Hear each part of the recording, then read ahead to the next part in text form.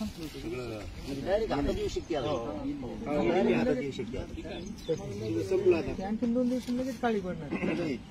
परत गेलं माती सुद्धा लागाना खाली, सगळं खंगाळून गेलं, सगळं खंगाळून गेलं. तुटून आल्या पाण्याने तुटून आली. काय खायचं मग आपल्या मायबाप शेतकऱ्यांनी, कसं जगायचं आता?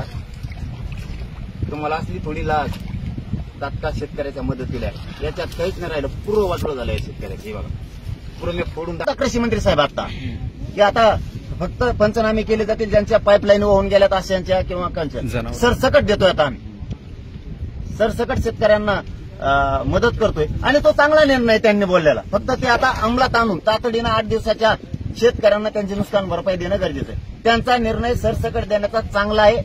फक्त शेतकरी जे नुकसान सांगतायत ते नुकसान तितक्याच भरीव निधीनं द्या. शेतकरी जर मला लाखात झालं तर तुम्ही द्यायचे 5,000. शेतकरी जर म्हणला माझं 10 लाखाचं नुकसान झालंय तर तुम्ही द्यायचे 35,000.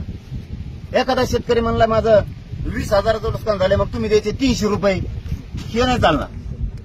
तुम्हाला त्यांना 100% सरसकट आणि 100% निधी द्यावा लागणार आहे त्याचा झालेल्या नुकसानाच्या बरोबरीचा.